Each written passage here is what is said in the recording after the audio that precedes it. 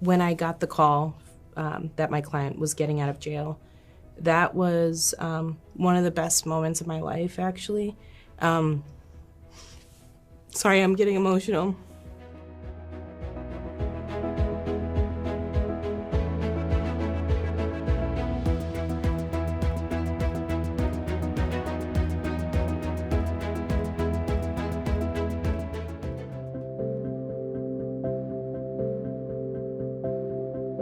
Common theme of the work that I have done is representing someone who could not navigate the system without our help.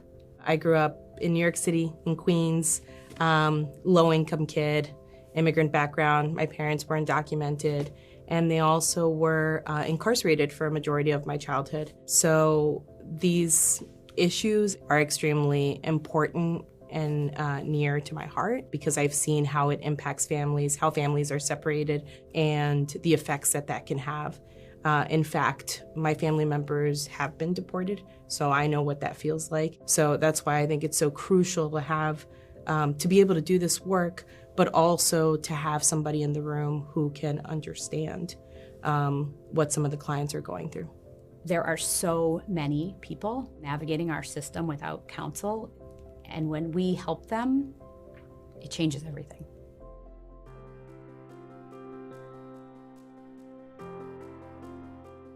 I've been working on the same immigration case for the past 4 years, I think. And my client is this trans woman immigrant who's been through unimaginable difficulties, but she is the funniest person ever. Just extremely positive all the time. Her case is going in a good direction, which makes me feel good. The most impactful case I ever worked on was a case for kind. So that was incredibly impactful to meet this little girl who had a really difficult time telling us what had happened to her. And we only were able to get that story because of the time we put in and the trust we built with her. But that one still sticks with me, and not just in memory, in the fact that all of us that worked on that case will get texts from her every once in a while with just photos of whatever great development is happening in her life.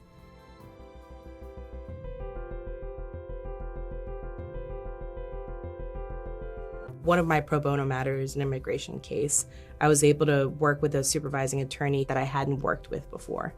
And she was so cool, and she was amazing with the client, and she was one of the most kind people I've ever met. So I kind of said to her, can you be my mentor? Obviously unofficially. And also, can I work on your matters? And she staffed me on several of her matters. I would tell a lawyer considering pro bono work that it's really impactful work, that it won't negatively affect their billable work, and in fact, it will enhance that because they will meet people, they will gain skills, and they'll feel personal satisfaction. One of the things I'm really proud of in the last year is the formation of the immigration task force within the firm. We started the task force in order to enable us to continue to do immigration cases in an environment in which the organizations with whom we usually partner have lost their funding. In the absence of full support from the organizations, what do we need? We need some expertise, we need some organization, we need some commitment. And so those are the things we're focused on. And I think that we've made a change already, we've made differences already.